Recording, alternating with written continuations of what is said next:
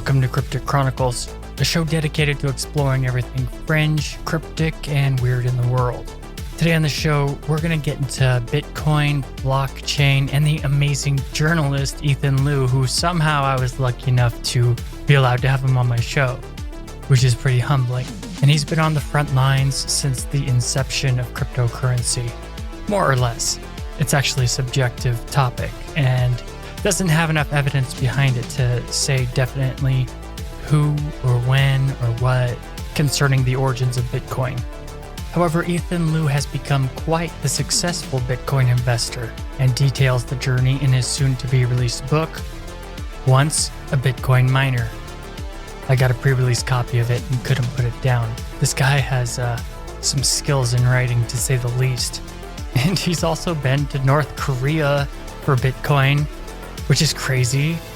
He just wanted to go and went. Anyway, blockchain, Bitcoin, the deep web seem to be kind of the future for anti-establishment, non-conformist types. And since you're listening to Cryptic Chronicles, you are most likely one of these types of people. I highly suggest getting Ethan's book upon its release, and I'll have links in the show notes on how to do so or how to follow him and whatnot. His book's not out yet, so you might have to wait a little bit. But when it is out, I'll definitely have a link if you're listening to this in the future. You should also follow him on social media, his blogs, or whatever. Everything will be there. I want to cover the dark web and the deep web in the future here and there, and covering Bitcoin is an excellent introduction for that because it found its foundation on the dark web, and nobody expected that it would blow up like it did. Whereas once the internet was the Wild West of freedom, it's increasingly being conquered and controlled by the mega corporation elite. So, knowing there are other options with blockchain technology is kind of awesome, and if you have not heard of it, you should definitely know about it. We may even in the future find ourselves presented with a second internet that's free of corporate dominators thanks to blockchain. I myself will be looking to invest in Bitcoin and blockchain technology soon. With the steady fall of US currency that's going on right now, its value is just going down and down. Did you know that 40% of all money in the US was printed within the past year based on no real source of value to back it up? And knowing what we know about history, I'd say it's safe to back up your money in things that will stay valuable when the dollar steadily crashes. That doesn't just mean Bitcoin, but I think it's a good idea for people to start intelligently investing before inflation gets too bad. And I realized that I was talking way too close to the mic during this interview, way too late, but I think I fixed all the clipping. But if my audio seems kinda off, that's why. Not a big deal though. Anyway, let's get into it. I'm your host, Tim Hacker, and you're listening to Cryptic Chronicles.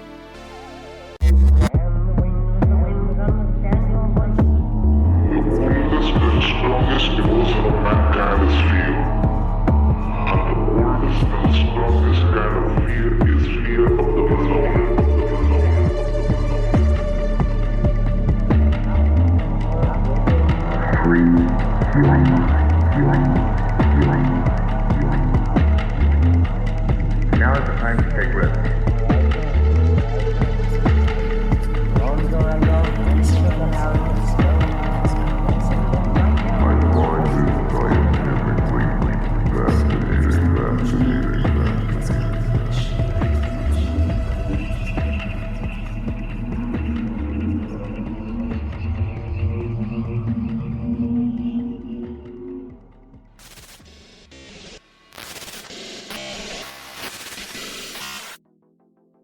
Ethan, thanks for being here.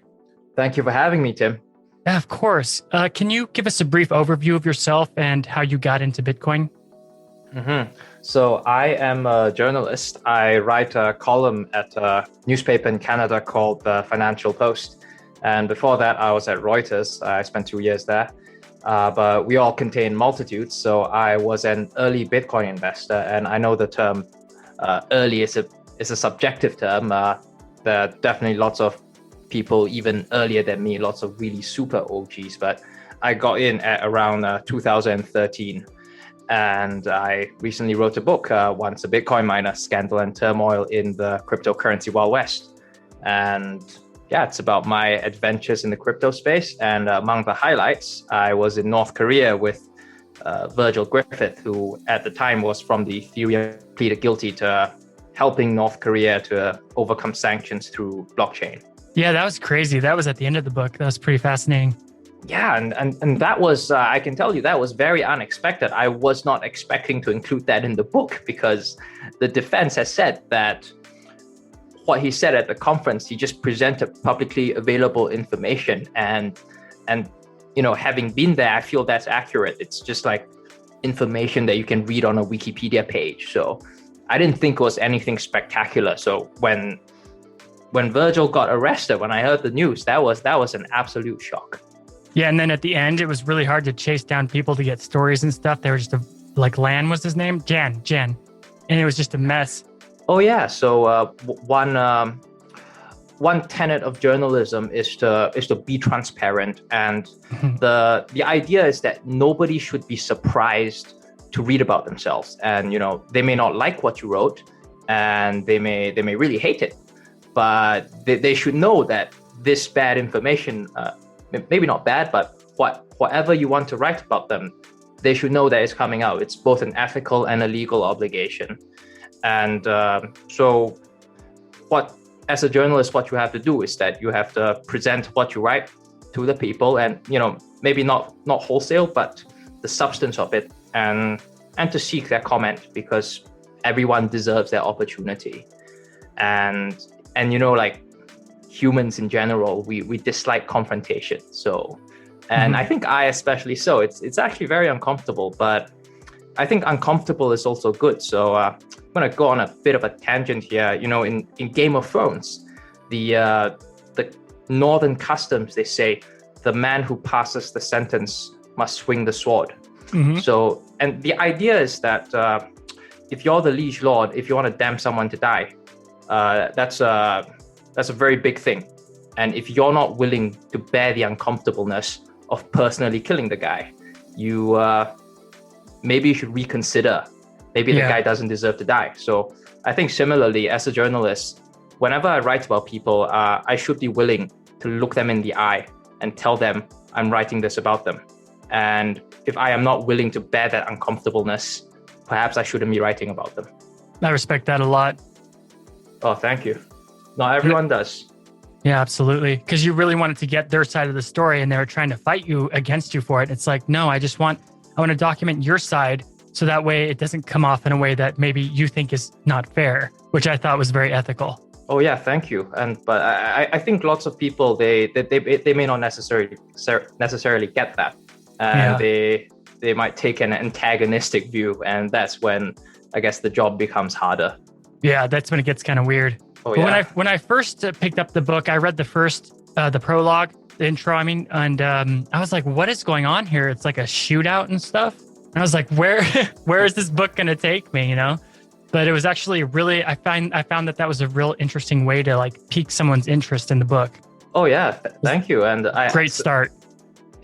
Yeah, so that shootout, so I probably shouldn't if I I don't want to spoil it. If I explain how it ties back, I'll spoil it. But that was so I guess I can't talk much about that. Yeah. I put a lot of effort into writing that prologue, and every single person who is named there, I have tracked them down to at least to tell them about this and try to seek their comment, with the exception of the first person, because his name is so common. It's like his name is just basically two first names, and I just could not find him.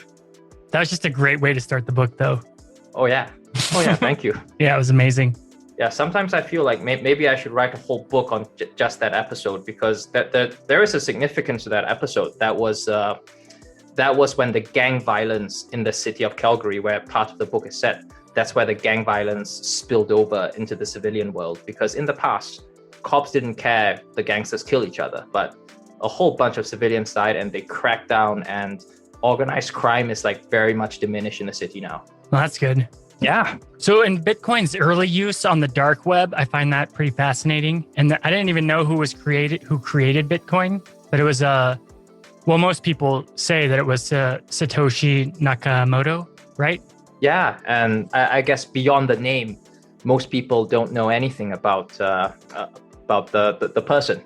Could be a man, could be a woman, could be anyone, could be a group. But so the people analyze his writing, and what we do know is that he used British English, but he also adhered to North American time, and he has told people, and I'm using he because most people you see, he has told people that he's a Japanese man living in Japan, which is evidently not true if he adheres to North American time. So it's a great mystery as to who really created Bitcoin. And it was supposed to be just like a medium of exchange in a really small, tight area, but it just exploded everywhere. Yeah, and there was this famous person, I actually can't recall the name, who said that the bigger question isn't whether Bitcoin will grow from like 1,000 to 10,000, but the bigger question is whether it'll go from like 0 to maybe 100. And I think at the start, when Satoshi Nakamoto designed Bitcoin and meant for it to be a medium of exchange, I don't think he had any idea how it'll take off like this. And and that might have just been like a 1 in a million kind of thing, you know. And I think now, because it is established, the future is very bright. But back then, between 0 to 100, there was no certainty at all. It was lightning in a bottle. Oh yeah, absolutely. That's a very good way to put it. So you said, like, earlier in your early experience with it, you said in the book that you told yourself you should have like maybe given it up and sold it off a couple of times, but you never did. What was it that like kept you going? That's a good question. I'm actually not sure, because so when I bought Bitcoin, when I first bought it, it was at $1,000, but right after I bought it, it fell like 50%. And I just thought, what the hell was I doing? And after it fell 50%, it fell even more, because I think 2015, at the beginning of it, it fell to as low as 200. But I think one thing that kept me going was that I didn't have any debt or anything. I didn't buy with borrowed money. And I've always adhered to that principle. When I invest, I never play with money that I'm not prepared to lose. So I guess that's a good principle. You know, you see headlines these days of students buying crypto with the student loan money, people mortgaging their houses to buy Bitcoin. And some people, they do get out ahead of that. They do make a lot of money, but ultimately that's a really huge risk you're taking. Yeah. But I just thought it was interesting how you seem to be getting like frustrated a couple times. And I think it's like the earlier chapters, but you just stick with it and you don't give up. And in the end, you come out on top. Yeah, I guess I'm a stubborn guy in a way sometimes. Yeah. That's both a good and a bad thing. Yeah, it's a double-edged sword. But in your case, it was a good thing. Yeah, and I guess also I'm quite lucky at times, you know. And I did get in when Bitcoin was at 1,000, and I got in when it was at 200. And yeah, those are opportunities that will never come again. When you were talking about how like the dismal outlook that millennials have, that kind of resonated with me too, because I was born in 1985. So I'm like the first year of the millennial generation. And it was just, it seems like I have the same kind of issues where it's just like, oh, well, we don't really have much going for us compared to literally every other generation. But Bitcoin is like one of the things that can save us in a way, to an extent. Do you agree? Yeah, absolutely. And yeah, so you're about 5 years older than me. I was born in 1990, and I remember when my father got his first job here. I think he was making like 40,000, and it's not that much. And I think I've always thought that he didn't make that much money, but you know, these days, and you know, when I got my first job, I made quite a lot more than he did when he got his first job. And when I look at it, I think 40,000, but 40,000 back then, that's like, it's worth more than double now, almost, if you take into account like the prices of housing and the cost of university. Because like my university education, that's a lot more than my parents back then. And you know, you make like 60, 70,000 maybe as a first job. That was how much I made, and I thought that was a lot, but it really isn't compared to previous generations. And in the UK now, because of the dismal financial outlooks for our generation, millennials are the first generation to have worse health than their parents, and that's just bonkers. Yeah. Also, all of the garbage that we've been eating all of our lives has led us to have like a lot of health issues too. Oh yeah.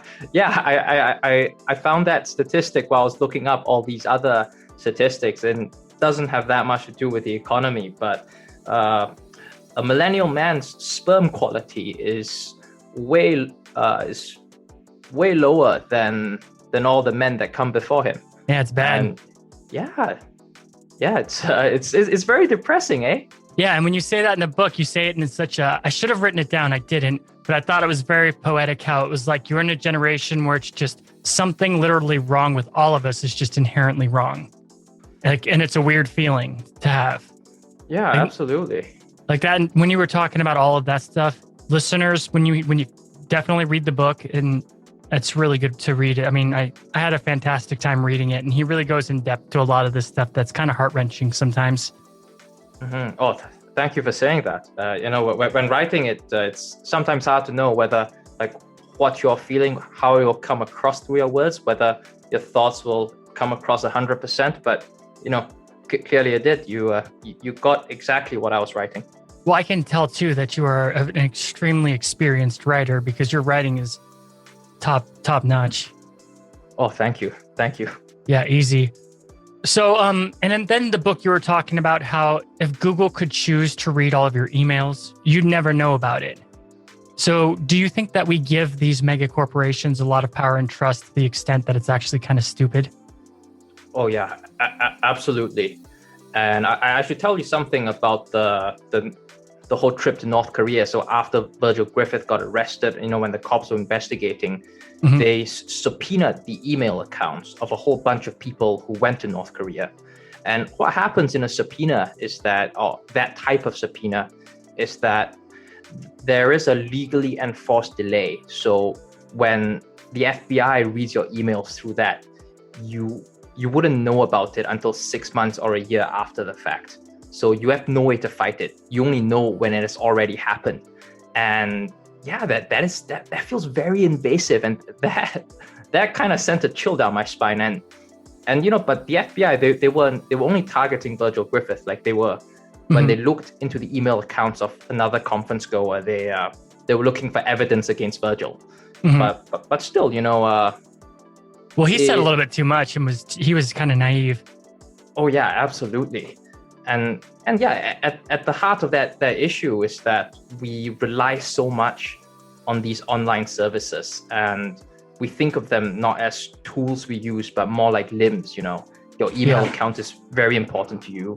Your Instagram account, your Facebook, how you connect with mm-hmm. friends, and some people have a blue check mark on their Twitter account, and they hold that so dear.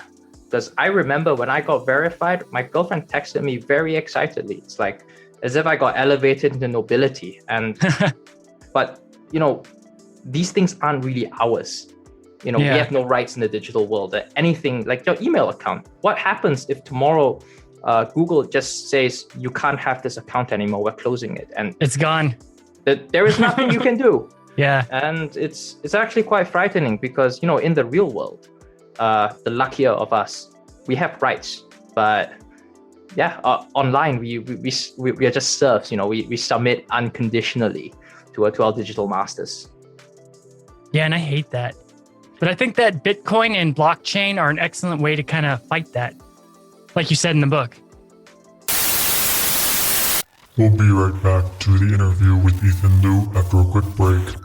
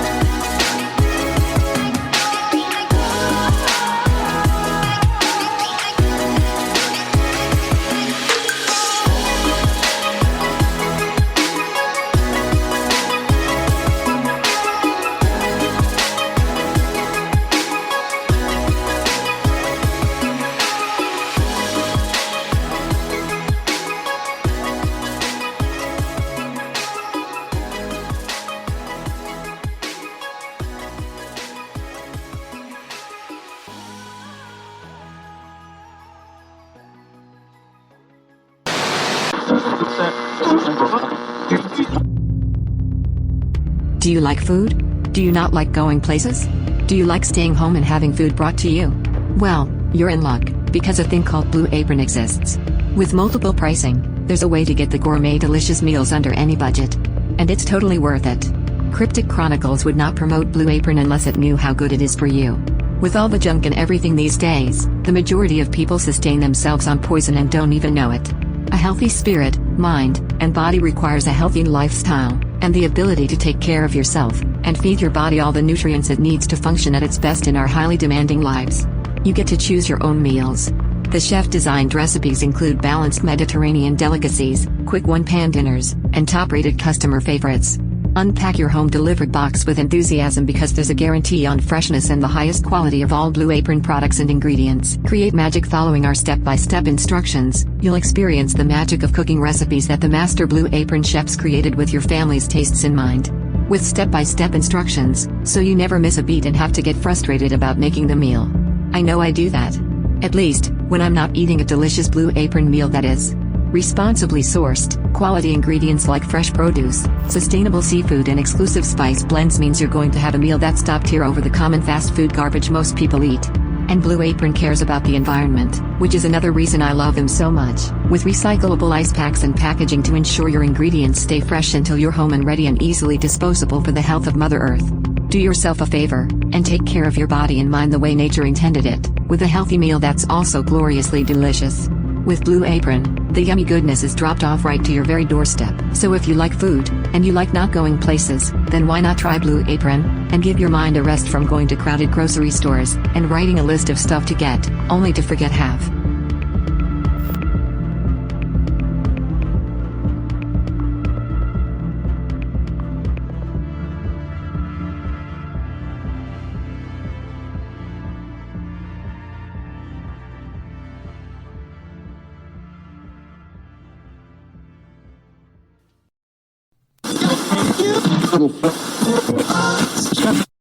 Oh yeah, absolutely. Do you have you heard of that story of Vitalik and World of Warcraft? No.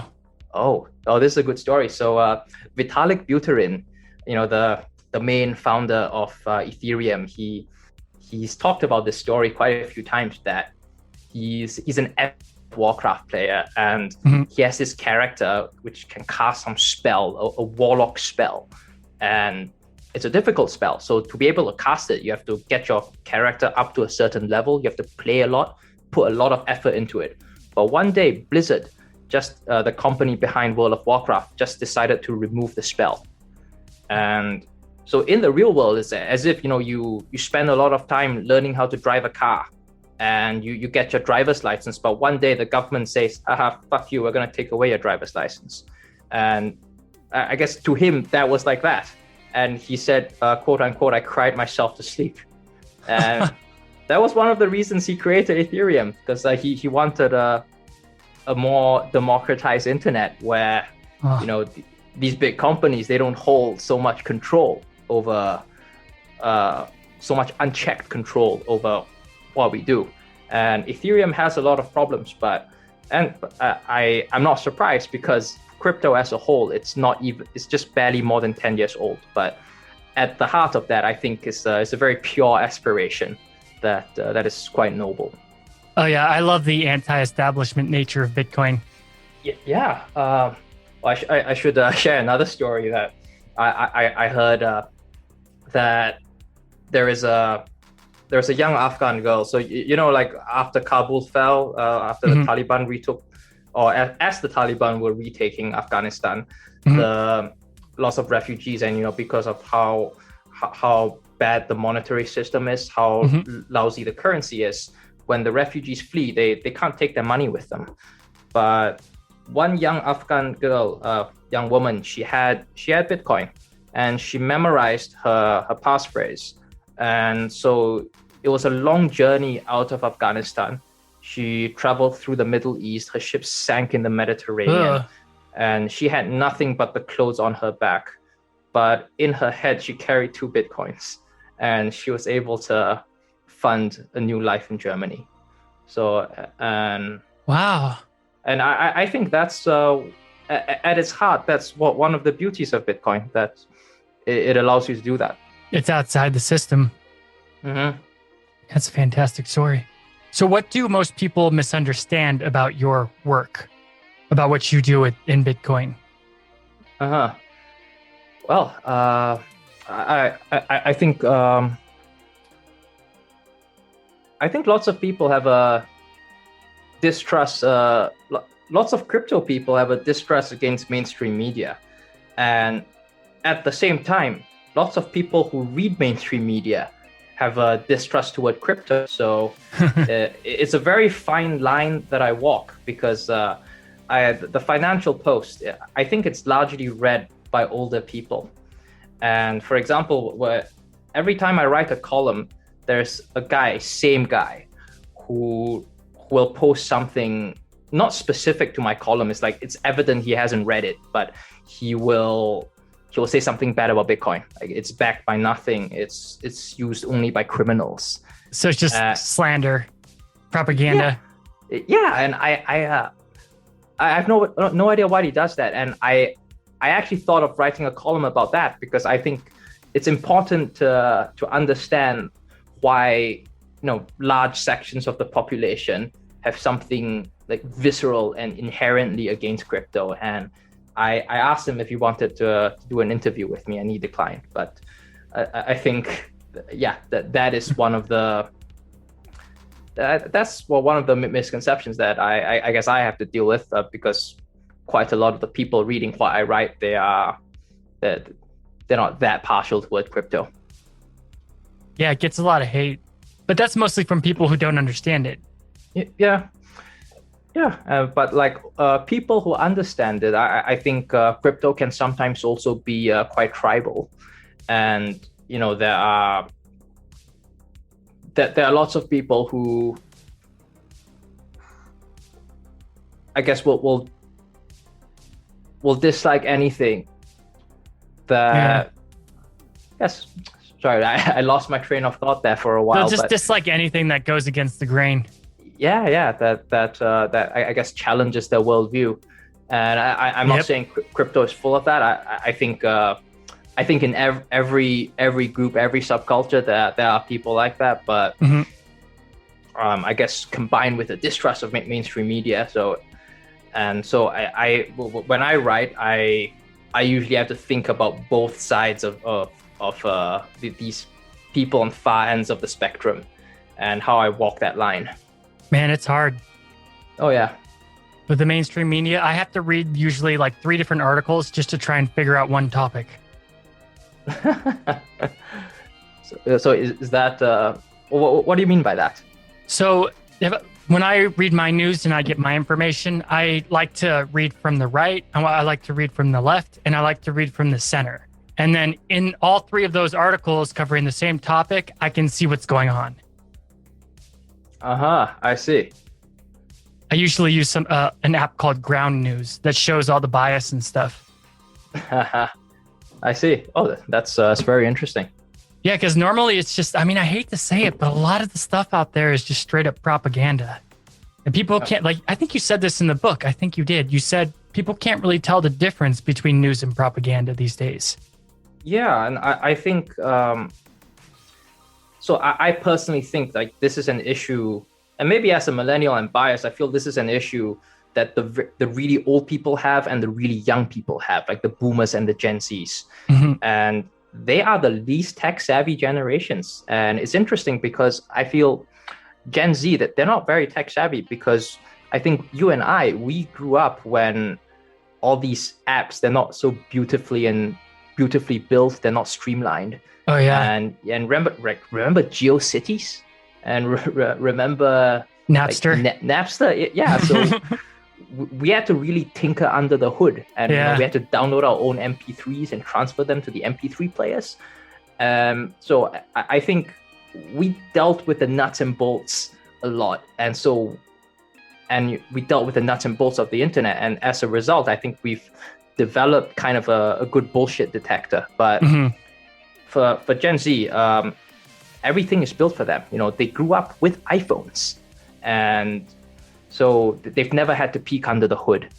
And I think maybe that's how you get that statistic that most American students these days, they can't tell the difference between like actual journalistically reported news and just propaganda. Yeah, they got no filter, Oh yeah. which is sad. But who knows? Maybe things could change. Tides come and go, right? It's better to have hope. Oh yeah, you're very optimistic. I think there's this view that it might just get worse. Yeah, it could definitely just get worse. We're probably more so on that track, but who knows? Anything can happen. Mm-hmm. So there was a time in the book when I was reading it, and for a second, I thought like I could feel your heart pumping, and that was when the Russian hacked you. Yes, that was quite something. So was that the scariest shit you've ever dealt with in your life? Huh. I don't know. Like I don't think I've ever like stepped back and considered, like compared all the scary stuff that happened to me. But that was definitely very scary because I had never been hacked before until then, and I still don't know how I was hacked. And I think in retrospect, what had happened was that because I had used the same passwords for everything, which I don't do anymore, but I had used the same passwords for everything, and there was probably one website where my password was leaked that got compromised, and they got my email address, they got my password, so they tried that same password on my email address. And yeah, those Russians were very smart. So I say it's Russians because Google sent me a login alert that there was a login attempt from Russia, a successful login from Russia, but I only saw it when I woke up. So that happened at 3 a.m. So they clearly knew what they were doing, but they also were not targeting me specifically. It was quite clear that it was a mass attack. And what they did was, I think they searched through my email account and they looked through whether I had any crypto accounts. And they went to those crypto accounts to try to reset the passwords, and they tried to withdraw the coins. And luckily, well, I did not have two-factor authentication for my email. I had those for my crypto accounts.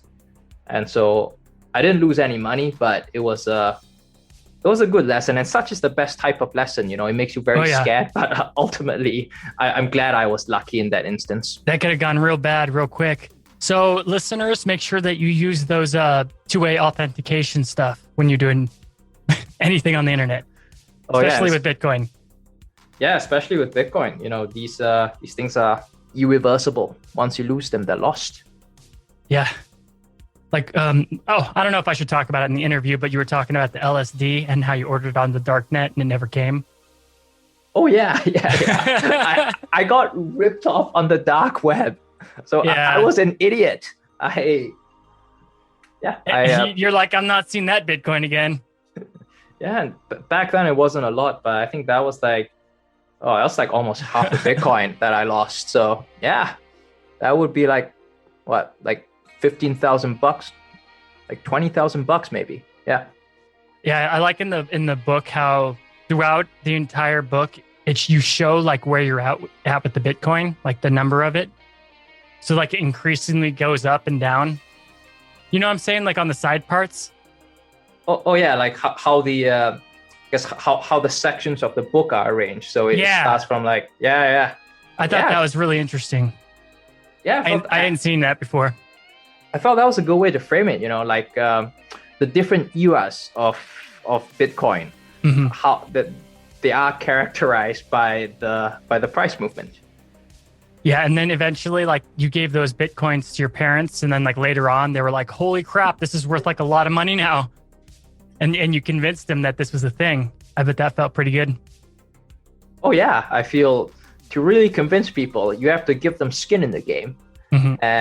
And once you have skin in the game, it matters more to you than, if you were to simply examine it from far away. I think... Oh, I can't remember off the top of my head how much I gave them. It wasn't it wasn't that much. Yeah. But I think by now, maybe it'll be worth a couple of thousand. I think you said something like that, yeah. Yeah, but they gave it back to me in the end, so. Oh, they did? but they Yeah. were still really impressed. Oh yeah, they were.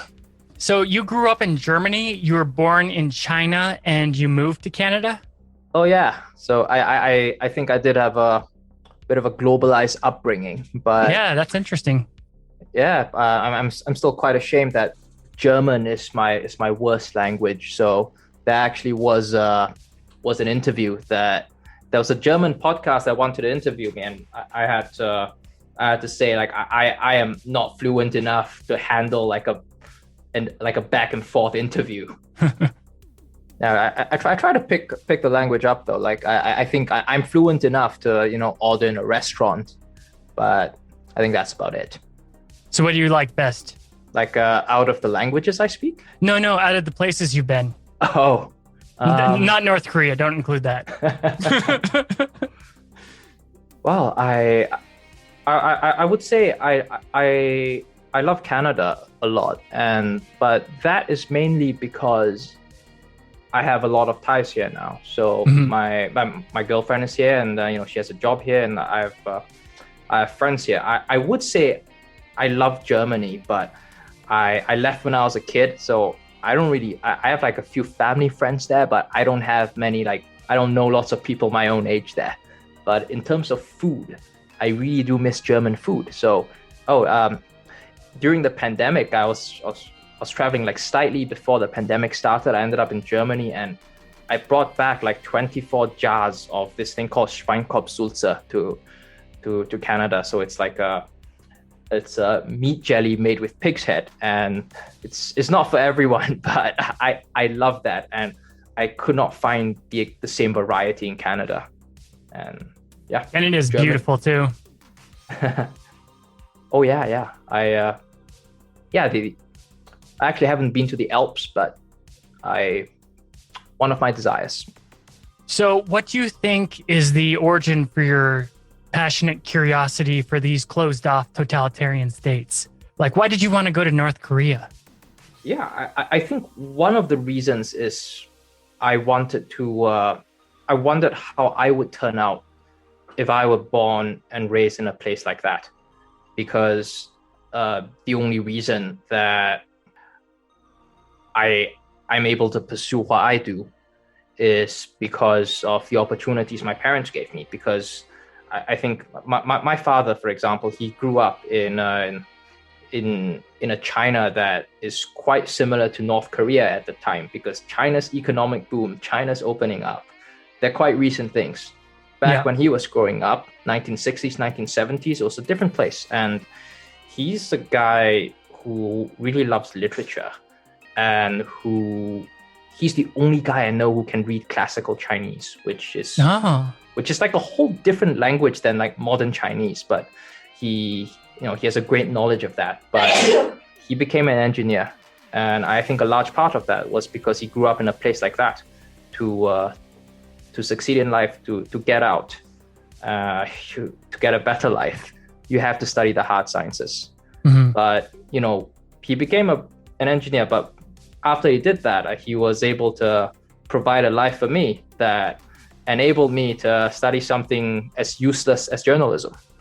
So when I think of a place like North Korea, I think of my father's upbringing, and I think if I grew up in a place like that, would I have? What would you be like? Yeah. An engineer like my father. So, and I think you said you have a fascination with such places as well, right? Or Yes. curiosity. For any of the totalitarian hardcore states, I like to watch documentaries on them. So I have an interest in them for some reason too. Oh, do tell. Why? I don't know. It's like a lot of it probably, to be honest, has to do with just the sheer brutality of the leaders, like Mao and whatnot. Or we could go through basically any of the totalitarian states through the 20th century, and I would be interested in them. It's not that I would praise it or anything. There's something morbid that just draws me to it. Like the darkness of it draws me to it for some reason. And I want to know how they thought. I want to know why the people don't rise up and fight. I want to know how it all came together in the first place. And I definitely am not coming from your perspective, though, because I don't want to be there. Oh, I don't want to be there either. I in no way want to grow up in a place like that. Yeah, I do not want to imagine myself having to be in that, but it still fascinates me. Well, I think perhaps I can tell you something about my trip to North Korea that might shed some light on why the people don't rise up. They are. I think a lot of them, they are quite, and I don't mean just that they believe that Kim Il-sung was like born on some mountain and there was a rainbow to mark his birth. Like they have lots of crazy stories about how the leaders are gods and stuff. I don't mean that they believe that, but I think if you grow up in a place like that without access to the outside world, without any news of the outside world, without any of the things that all the information we process, we take in throughout our lives that make up who we are, they end up completely different people. And you mean that they're like a robot? I don't mean... not a robot, but like, hold on, like maybe like the Matrix. They're like brainwashed. They basically live in a different world. Yeah, like for example, our North Korean minders, they told us that they believe that South Korea exists under a brutal occupation by the US forces, and they want to liberate the whole of Korea. But whereas the South Korean perspective is like they want the US there, and they Germany has a whole bunch of US forces stationed there, and when Donald Trump pulled out quite a few of those of the soldiers stationed there, the Germans were pissed. And so the way they think about like their existence, like the Germans or the South Koreans, is like way different from how the North Koreans view it. Yeah. And I think ultimately it's a matter of perspective. You can't be right or wrong on opinions, but yeah, totally. It's all a matter of perspective and context. Yeah. So I think ultimately they would come at things from a whole different perspective than like what you and I would be used to. We'll be right back to the interview with Ethan Liu after a quick break.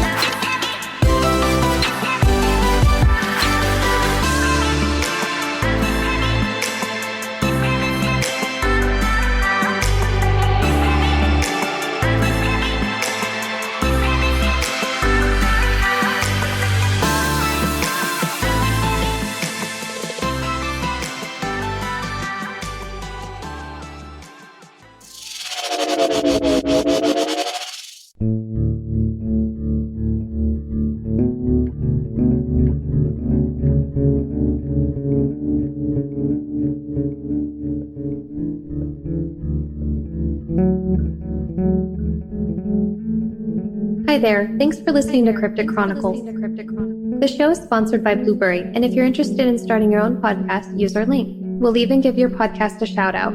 Go to crypticchroniclespodcast.com and click on the Blueberry link on the homepage. By doing so, you'll be helping the show. Blueberry is optimized for iTunes as well as all podcast hubs.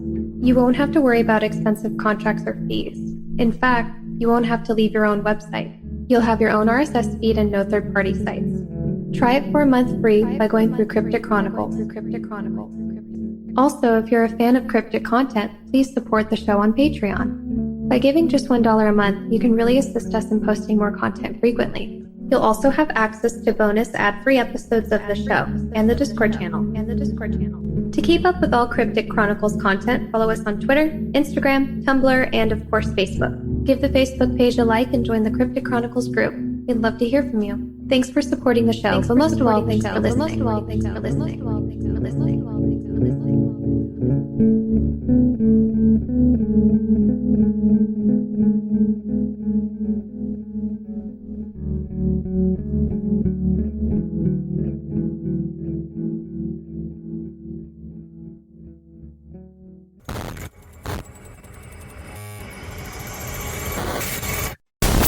Yeah, they wouldn't even be like familiar with just being able to go and do what you want, eat what you want, and dress how you want.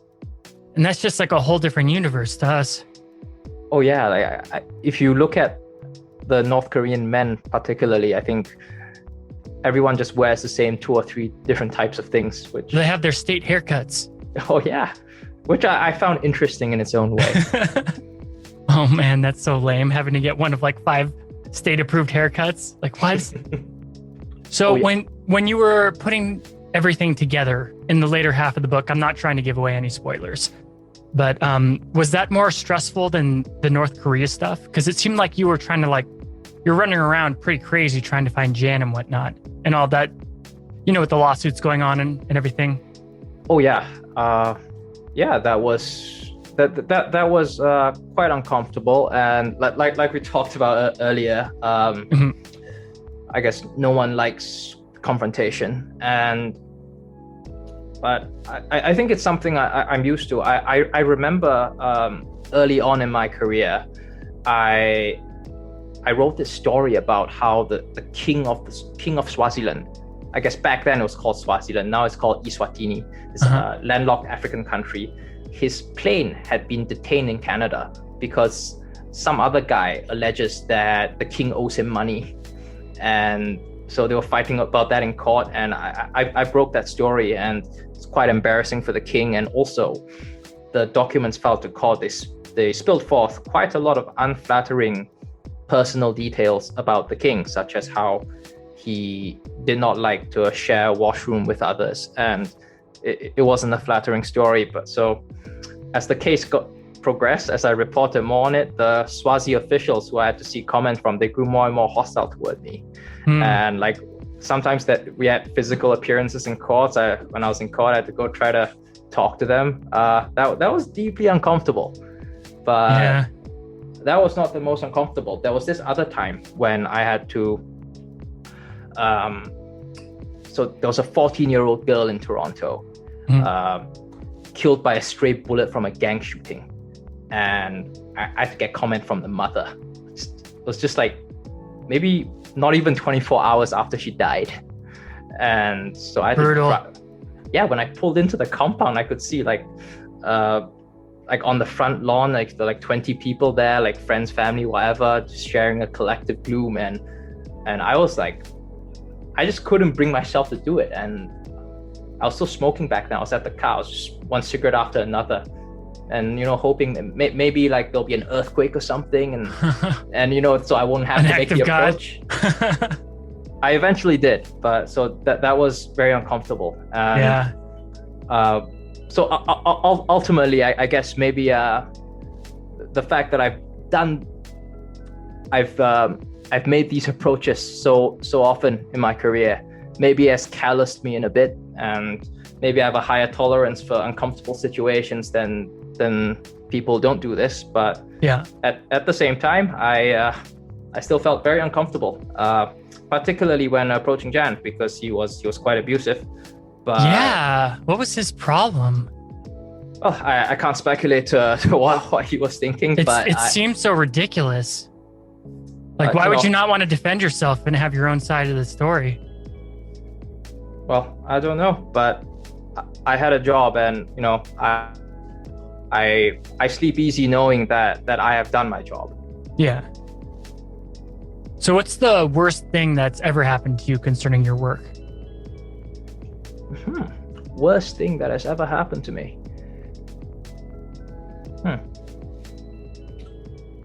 That's a good question. I can't put a finger on that. I haven't been arrested or anything, so I have colleagues and friends who got in Yeah. trouble. The FBI In, weren't after you, though. Yeah, They were after Griffith.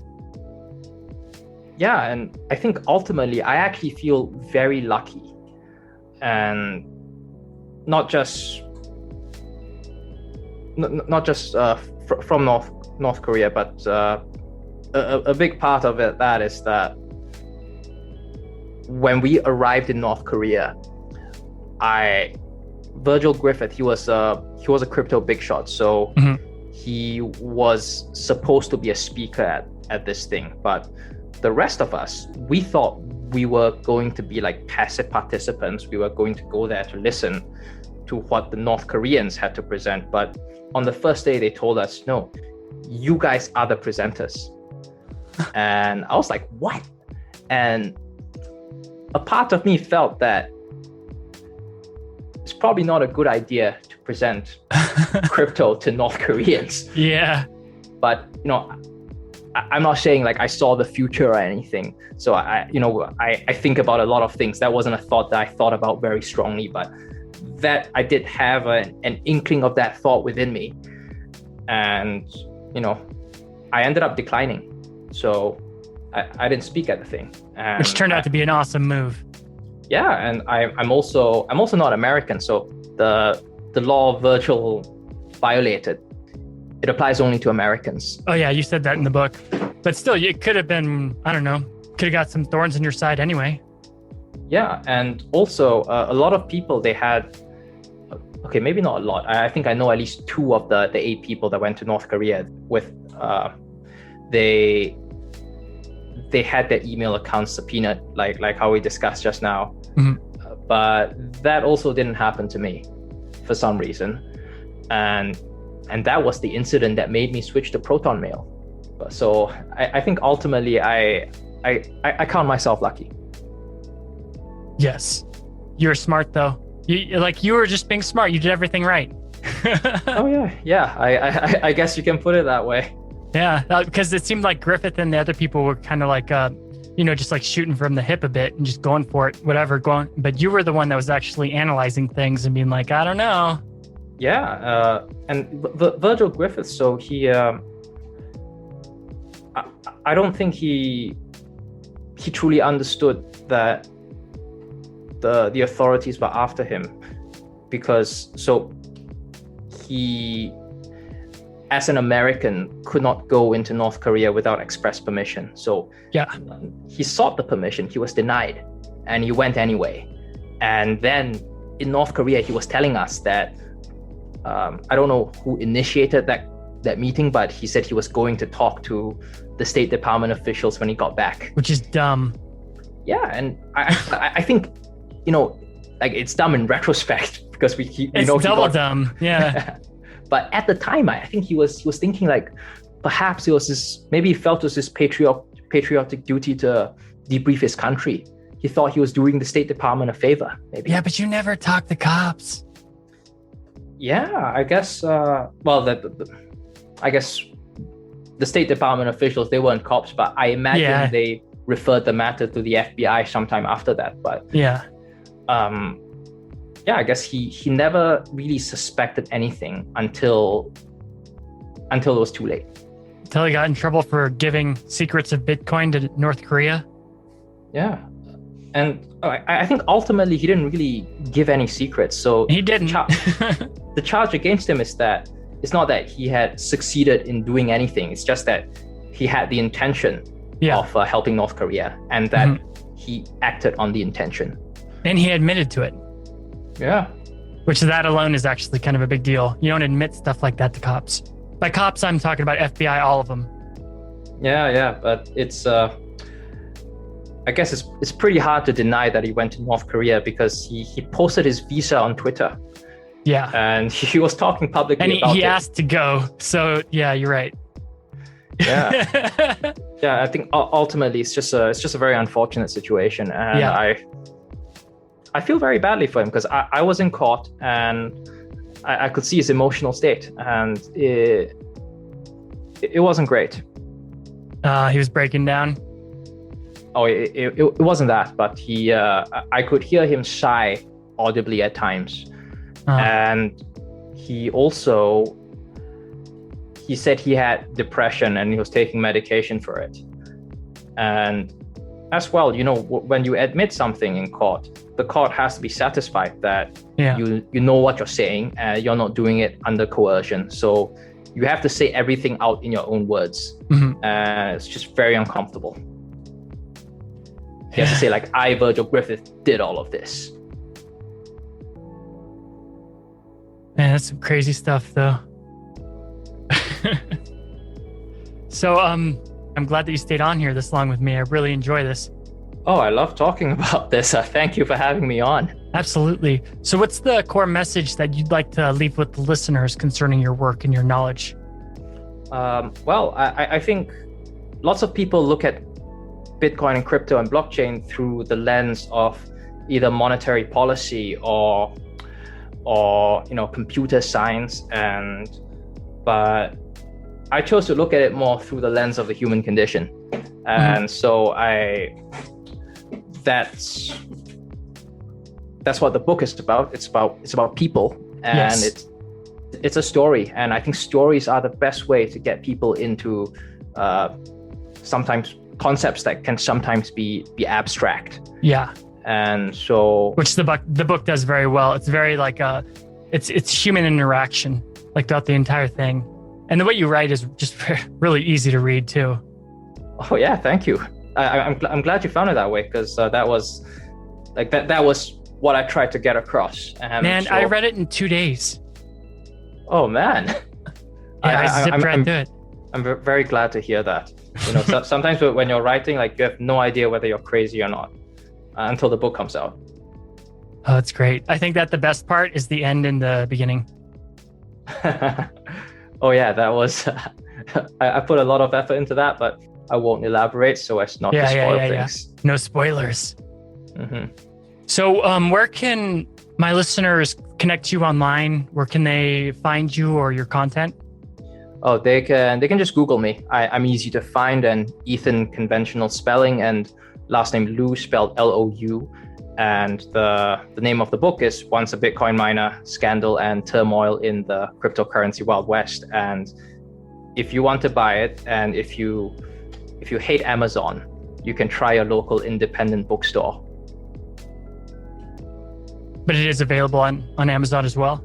Oh yes, yeah, it's available wherever you buy books. But like, because we were talking earlier about like big the mega tech dominance. corporations. Yep. Yeah. So as much as I can, I although I don't hate Amazon on like a 10, like maybe it's like a 5 or 6 for me. But as much as I try to help out small businesses. Yeah, me too. I say Google is like a 10 for me on the hate scale. Oh yeah, I just do not like Google at all. But also, I'll have a link in the show notes and a link to all the stuff that the listeners will need to find them. So look for it. Cool. Sounds good. And thank you very much for having me, Tim. Yeah, no problem. It's really nice to meet you. I had a great time. Likewise. Hope to talk to you soon. I will have this edited out really nice in a couple days, and I'll send it over to you, okay? Okay, sounds great. Thank you. Yep, have a good one. All right, you too. Bye. Bye.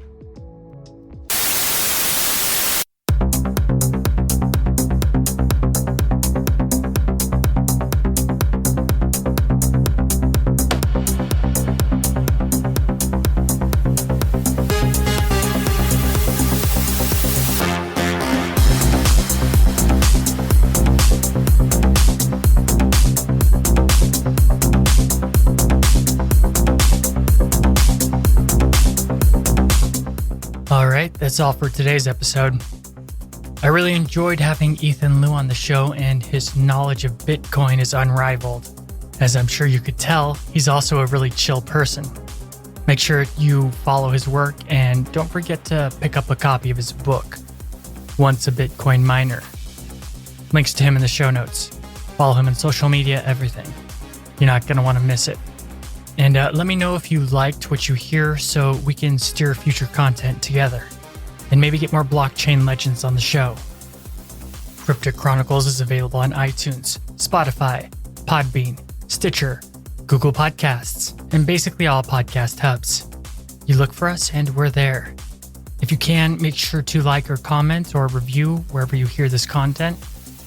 And if you enjoy Cryptic Chronicles even in the slightest, you can help out by just interacting with the content so the algorithms will like it more and help spread it, which will help grow the show. So please review, comment, share, like, it all helps. If it's on a podcast hub, just leave a review. That especially helps a lot.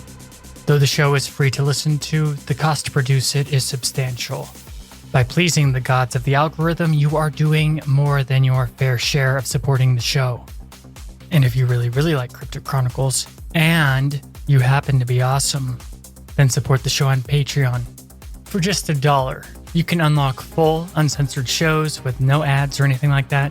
You'll get access to exclusive podcast episodes, and depending on your pledge, you can do a bunch of other awesome stuff too, like join the Discord server.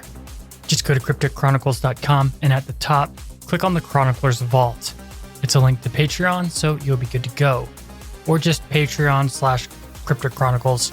It really means a lot to me, and thank you, and look forward to seeing you on the Discord, because that's where we work out a lot of the stuff that we're going to talk about, and sometimes go a little bit more into the topics that have already been covered. Not to mention the Armed Trotsky's there, who is awesome and helps me out a lot. And speaking of awesome, I'd like to thank my current patrons, MJ Calvo, Adrian, John, Celestial Weavers, Alien X, Lorna Grubb, Paul, Linda, Angela Delaire, Ashley, Brad Herbert, Lawrence Lee, Patricia Coles, Kayla, Max, and our newest patron, Michael Whirl. Thanks, man. Means a lot to me. Thank you for supporting Cryptic Chronicles, but most of all, thanks for listening. And as one of the wisest men who ever lived once said, if you trust the government, it only means that you failed history class.